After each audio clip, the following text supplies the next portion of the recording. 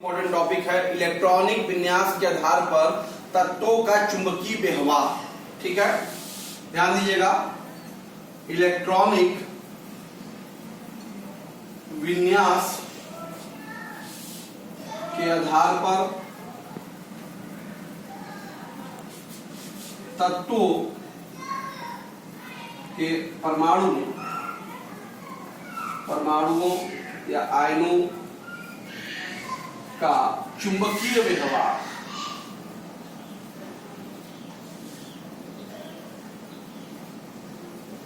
ध्यान दो बेटा,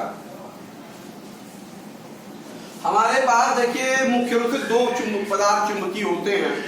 एक होता है, ध्यान दीजिए बेटा, प्रति चुंबकीय पदार्थ।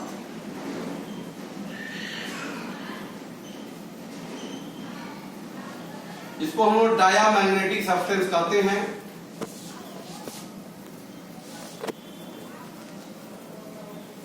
ध्यान दीजिए बेटा, क्या होता है ये? देखो बेटा, वे पदार्थ जिनमें सिर्फ युग्मित इलेक्ट्रॉन उपस्थित होते हैं, युग्मित इलेक्ट्रॉन उपस्थित होते हैं, अर्थात बेटा अयुग्मित इलेक्ट्रॉनों की संख्या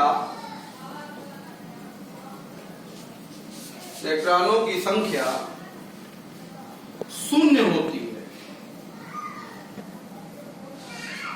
तथा होने पर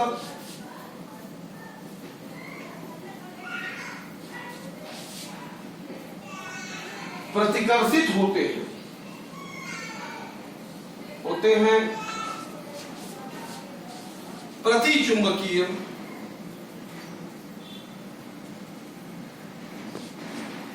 पदार्थ कहलाते हैं। क्लियर बेटा? दूसरा पदार्थ है हमारे पास, वो है अनुचुंबकीय पदार्थ, पैरामैग्नेटिक सब्सटेंस। ध्यान दीजिए बेटा, वे पदार्थ जिनमें एक या एक से अधिक अयुग्मित इलेक्ट्रॉन उपस्थित होते हैं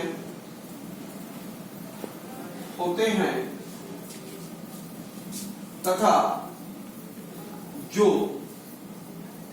चुंबकीय क्षेत्र में आकर्षित होते हैं,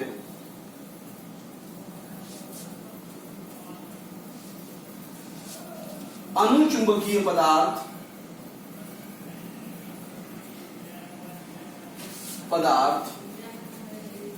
कहलाते हैं। क्लियर बेटा? हम देखते हैं, कहने का मतलब जिसमें भी अयुग्मित इलेक्ट्रॉन होगा वो पैरामैग्नेटिक होगा, जिसमें अयुग्मित इलेक्ट्रॉन नहीं होगा वो डायामैग्नेटिक होगा। ठीक है, ये बहुत इंपॉर्टेंट टॉपिक है, कई क्वेश्चन पे हमेशा पूछे जाते हैं। आइए देखते हैं एग्जांपल इस पर। आपसे कह दे रहा है क्वेश्चन, मान लीजिए जनरली हम बोल दे रहे हैं, निम्न आयनों में दे दिया है Na+, Mg2+, Al3+, Cl-, O2-,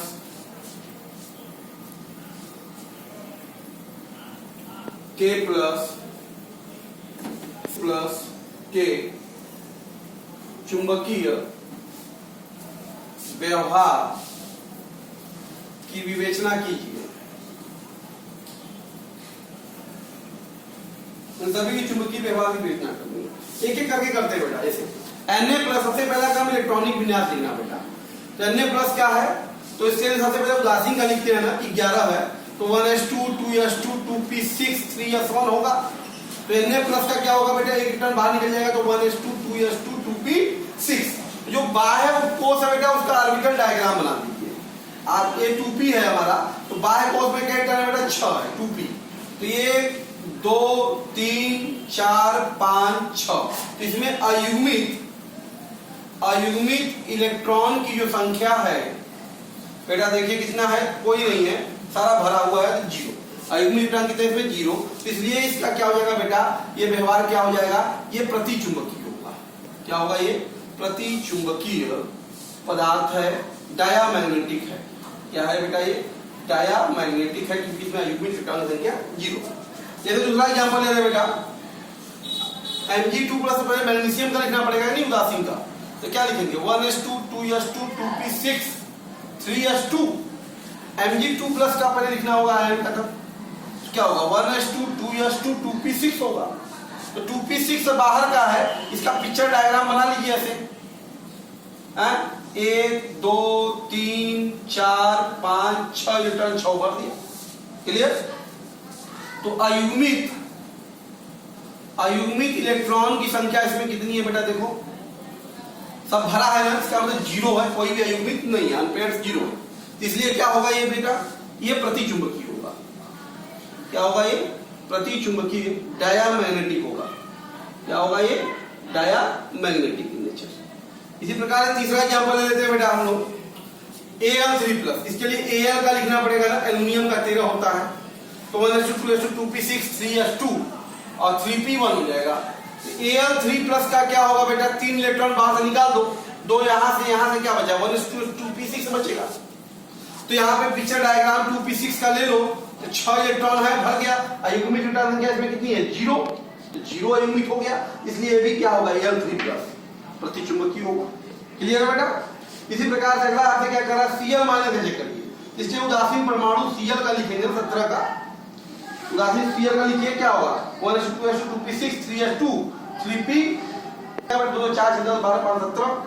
तो Cl- का लिख दो, एक इलेक्ट्रॉन बाहर जुड़ जाएगा, तो 3p 2p6 3s2 और यह हो जाएगा 3p6 हो जाएगा, एक जुड़ गया। तो बाय पोस्ट क्या है बेटा, 3p है 6, तो 3p में भी 6 इलेक्ट्रॉन, 2 4 6, इसमें भी अयुग्मित सब भरा है, अयुग्मित जीरो है, इसकी व्यवहार क्या होगा, Cl- भी क्या होगा, पैरामैग्नेटिक डायामैग्नेटिक होगा, सॉरी। क्लियर है। इसी प्रकार से अगला देखते हैं बेटा O- का। इसके लिए ऑक्सीजन का लेना पड़ेगा ना, 8 है परमाणु क्रमांक, तो क्या होगा 1s2 2s2 2p लिखते हैं। ऑक्सीजन 2- का क्या होगा 1s2 2s2 2p, 2 जुड़ गया, 2p4 से 2p6 हो जाएगा। तो 2p6 का बाय ऑर्बिटल डायग्राम क्या होगा, 2 4 6 भर गया।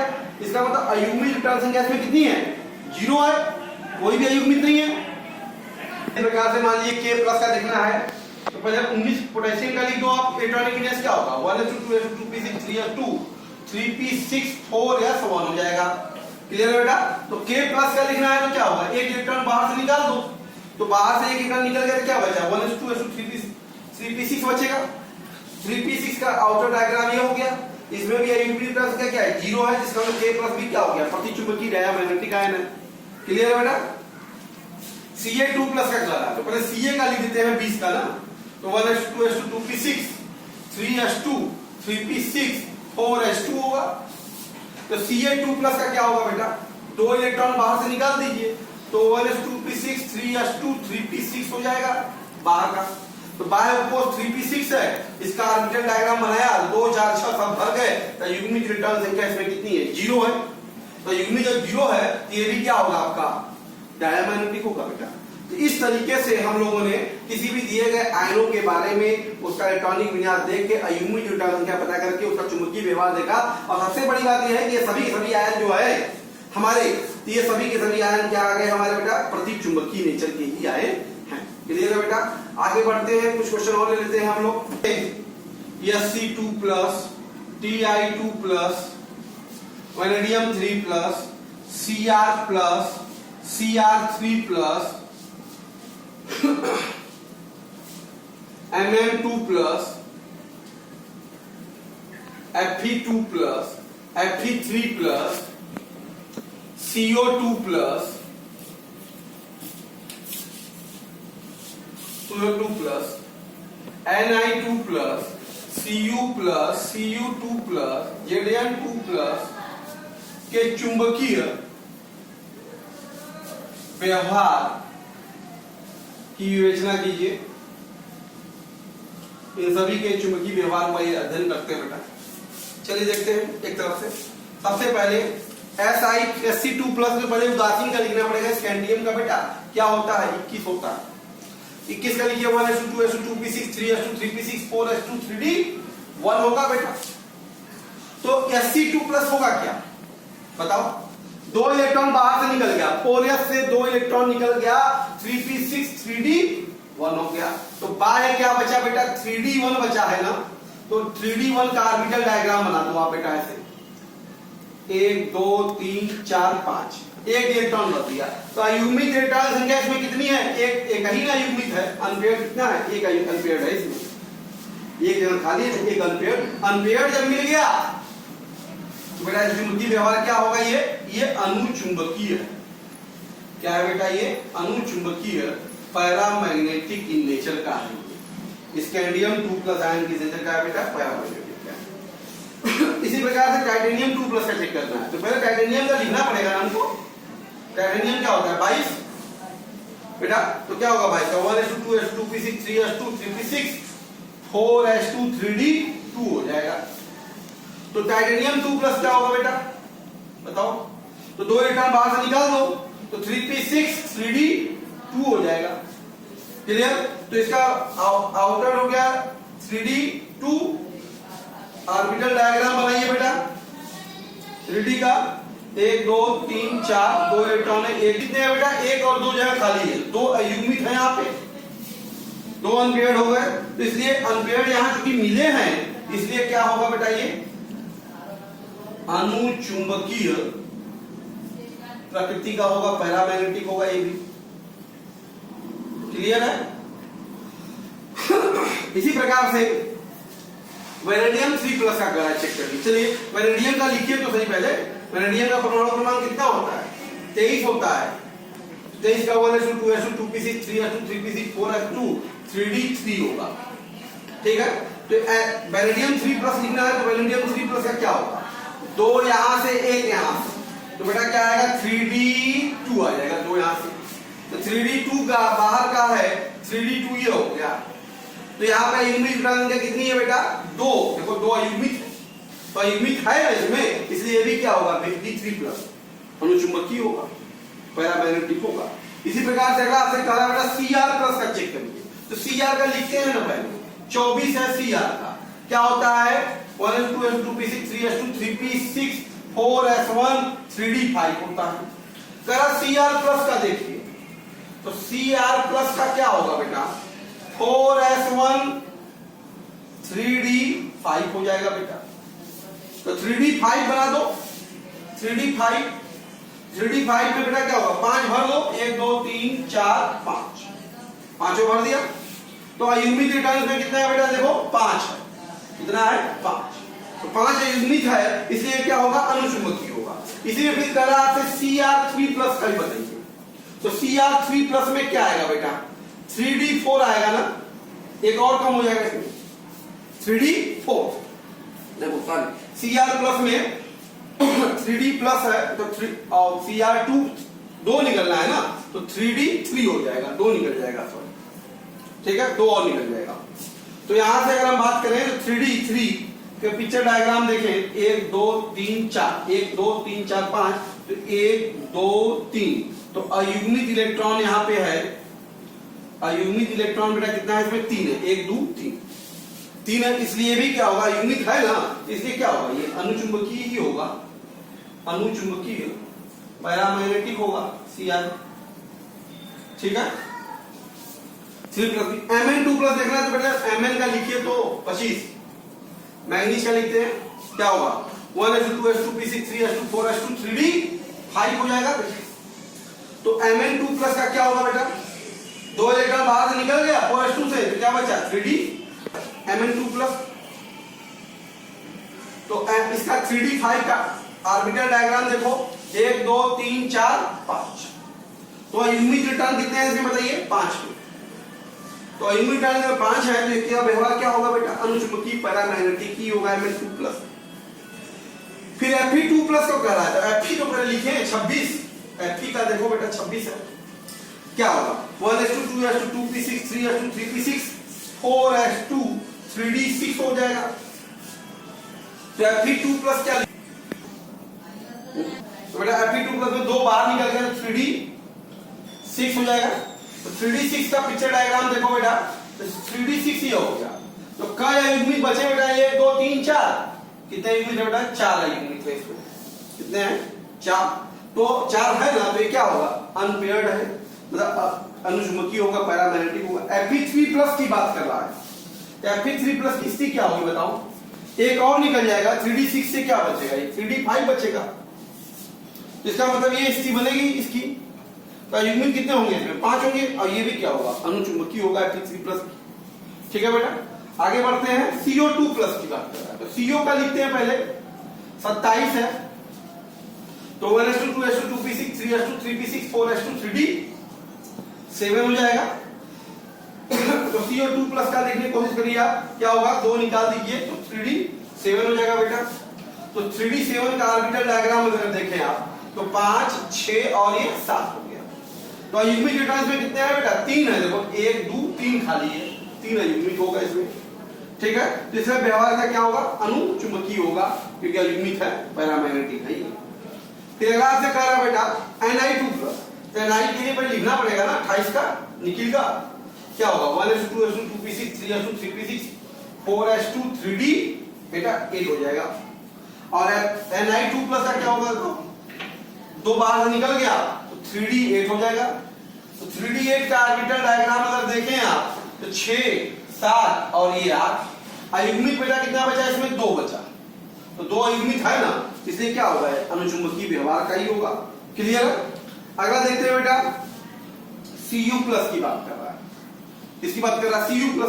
तो Cu को लिए लिखिए ना, Cu के लिए 29 क्या होगा, 1s2 2s2 2p6 3s2 3p6 4s1 3d10 हो जाएगा बेटा ये। तो Cu+ होगा क्या बताओ, एक इलेक्ट्रॉन निकलेगा तो 3d10 हो जाएगा। तो 3d10 की स्थिति क्या हो गई, ये हो गई, ये हो गई, ये 10 हो गया। तो अयुग्मित इलेक्ट्रॉन इसमें कितना है, 0 है। Cu+ में अयुग्मित इलेक्ट्रॉन 0, इसलिए अनुचुंबकीय नहीं है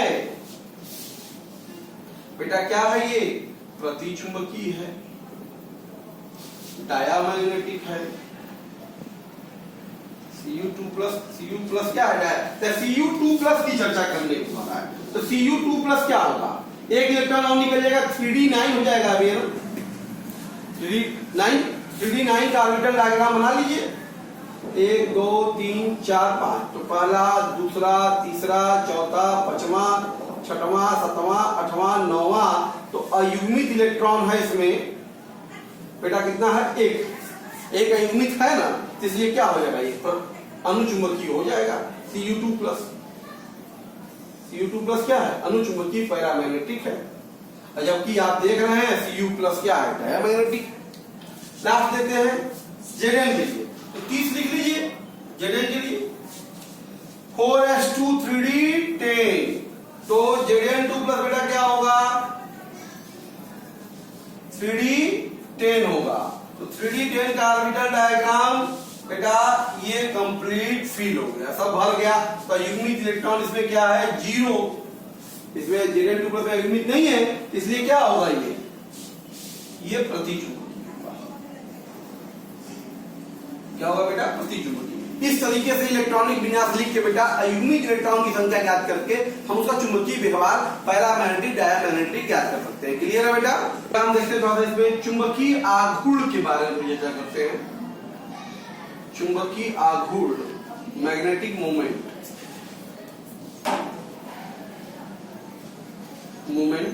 ध्यान दो बेटा।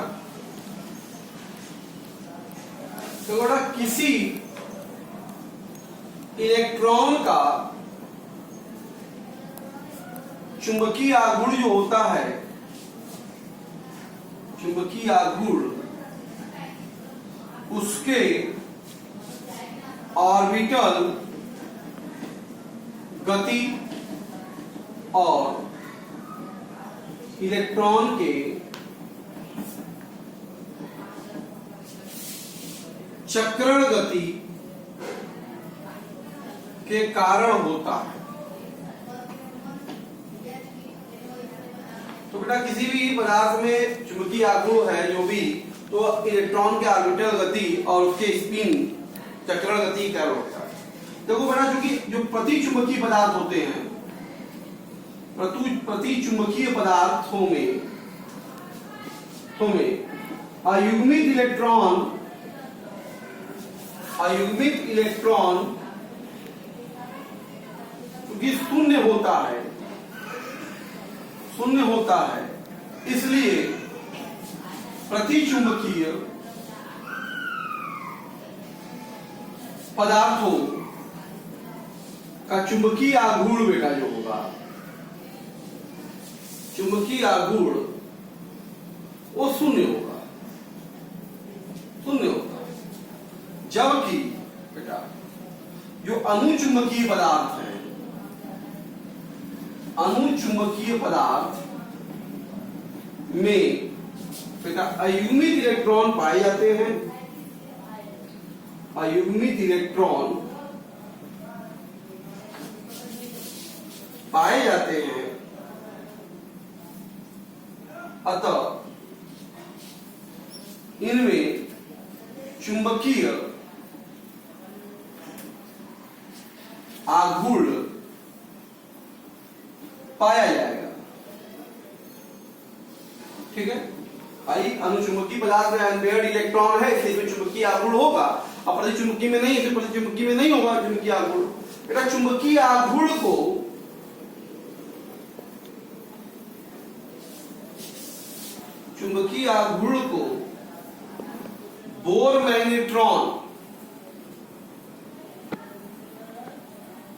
बोर मैग्नेट्रॉन बीएम में व्यक्त किया जाता है। ठीक है, देखो बड़ा, संक्रमण जो धातु होते हैं, संक्रमण धातु आयनों का, संक्रमण धातु आयनों का चुंबकीय आघूर्ण बेटा, चुंबकीय आघूर्ण सिर्फ इलेक्ट्रॉन के, बहुत ध्यान से रखिएगा, बहुत इंपॉर्टेंट है। संक्रमण धातु का बेटा चुंबकीय आघूर्ण बेटा सिर्फ इलेक्ट्रॉन के चक्रण गति के कारण होता है, गति के कारण होता है।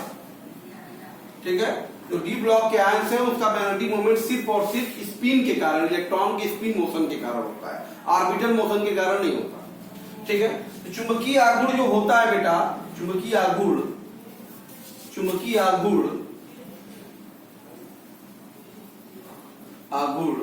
इसको म्यू से रिप्रेजेंट करते हैं बेटा, ये होता है √n+2 Bm, ये इसका निकालने का फार्मूला, जहां n जो है अयुग्मित इलेक्ट्रॉन की संख्या है। क्लियर बेटा,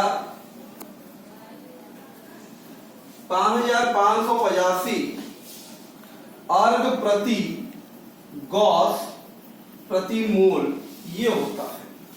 क्लियर बेटा, आइए कुछ क्वेश्चन देखते हैं इस वजह से। Cu+ का चुंबकीय आघूर्ण बताइए, Cu+ का चुंबकीय आघूर्ण बताइए। जल्दी देखते हैं, Cu+ का इलेक्ट्रॉनिक विन्यास क्या होगा, लास्ट में बताओ।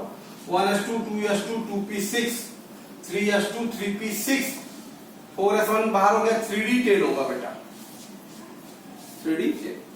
तो यहाँ पे अयुग्मित इलेक्ट्रॉन की संख्या कितनी है, 0 है, n की वैल्यू 0, अयुग्मित इलेक्ट्रॉन 0 है, तो इसलिए इसका बोर मैग्नेट, इसका चुंबकीय आघूर्ण कितना होगा बेटा, √0 × 0+2 मतलब 0 होगा। तो Cu+ का चुंबकीय आघूर्ण क्या होता है, 0 होता है। तो वैसे भी क्या है, डायमैग्नेटिक है, 0 आएगा ही। क्लियर। अगला क्वेश्चन, Cu2+ का चुंबकीय आघूर्ण बताइए, चुंबकीय आघूर्ण बताइए। तो क्या दिक्कत है बेटा, चलो बताओ। Cu2+ की स्थिति क्या होगी, 1s2 2s2 2p6 3s2 3p6 4s2 3d9 होगी। तो युग्मित इलेक्ट्रॉनिक बेटा इसमें 3d9 किसकी देख लो तुम, 1 2 3 4 5, 1 2 3 4 5 6 7 8 9, n की वैल्यू है 1, एक यूनिट है इसमें। तो n की वैल्यू ये है, चुंबकीय आघूर्ण कितना होगा, अंडर रूट 1 इंटू 1 प्लस 2, तो अंडर रूट 3 बेटा, तो अंडर रूट 3 बोर मैग्नेट्रॉन हो जाएगा। इसकी वैल्यू कितनी होती है अंडर रूट 3 की, 1.7, इसकी वैल्यू हो जाएगा बेटा 1.73 बोर मैग्नेट्रॉन। क्लियर है। इसी प्रकार से मान लीजिए आपसे बता दिया बेटा Mn2 प्लस का चुंबकीय आघूर्ण बताइए, तो क्या करेंगे, Mn2 प्लस का इलेक्ट्रॉनिक विन्यास लिखेंगे, तो वो 3d5 होता है ना, n की वैल्यू बेटा 3d5 बना लो ना यहाँ पे, 1 2 3 4 5, 1 2 3 4 5, n की वैल्यू हो गई 5। तो बोर मैग्नेट्रॉन बताइए म्यू की वैल्यू कितनी आने वाली है, अंडर रूट 5 गुणे 5 धन 2, अंडर रूट 5 सते 35, करड़ी में 35 हो गया, कितना होगा फिर 36 होता तो 6 होता, 36 होता 6 होता, थोड़ा सा कम है, तो डेफिनेटली 5.9 हम लोग अपना आइडिया लगा सकते हैं लगभग बोर मैग्नेट्रॉन। इसके आप पता है, इस तरीके से हम लोग बेटा किसी भी आयन का चुंबकीय आघूर्ण निकाल सकते हैं। क्वेश्चन ऐसे भी आते हैं दूसरे तरीके से भी, जैसे क्वेश्चन और देख लीजिए इसमें आपने कहा कि यौगिक का आयरन का यौगिक है जिसमें इसका म्यू की वैल्यू दे दिया है 5.9 बोर मैग्नेट्रॉन, आखिरी अवस्था पूछ रहा है, जब म्यू बराबर होता कितना है, अंडर रूट n+2। तो बेटा आप याद करिए 5 ये संभव तभी होता है जब ये n की वैल्यू हमारी कितनी थी, 5 थी, जान दो n की वैल्यू हमारी कितनी थी, 5 थी, तब इस स्थिति में ये वैल्यू मिल रही थी हमको अंडर रूट 5 गुणे 5 धन 2 बराबर करड़ी में 35, और इसी का मान आ रहा था 5.9। इसका मतलब ये हो गया n की वैल्यू 5, अयुग्मिक इलेक्ट्रॉन की संख्या आयरन में कितना है, 5। इसका मतलब आयरन के बाह्य कोश का इलेक्ट्रॉनिक विन्यास कितना होगा, 3d5 होगा। बाह्य कोश का इलेक्ट्रॉनिक विन्यास कितना होगा बेटा, 3d5। तो इसका मतलब आप आयरन की बात करें अगर 26 होता है तो 26 का होता क्या है, 4s2 3d6 होगा ना। तो ये अगर निकल रहा है 3d5 ये तभी संभव होगा जब ये फिर 3 प्लस रहा होगा, तभी तो 3d5 आएगा। इसलिए इसकी आखिरी अवस्था कितनी होगी बेटा, +3 होगी। कितनी होगी, +3। तो यहाँ से बेटा अयुग्मिक इलेक्ट्रॉन की संख्या निकाल के उसका आयन पता करते हैं, और आयन पता करके हम उसकी आखिरी अवस्था का आकलन भी कर लेते हैं। तो इस तरीके से आज हमारी बातें चल रही परमाणु संरचना के बारे में, उसके चुंबकीय व्यवहार के बारे में बेटा, जो कि 100% कंप्लीट हुई। इसमें कई क्वेश्चन कंपटीशन में आते हैं। एक एटॉमिक स्ट्रक्चर का एक हम लगभग 100 क्वेश्चन का सीरीज आपको देंगे नेक्स्ट वीडियो में बेटा, अगर इसको प्रैक्टिस कीजिए। ये हमारा एटॉमिक स्ट्रक्चर कंप्लीट है। इस पे एक बार हम क्वेश्चन देखते हैं कंपटीशन में किस प्रकार पाया जाता है, कैसे कैसे क्वेश्चन पूछाते हैं, वो नेक्स्ट वीडियो में अपलोड होगा। Okay, thank you.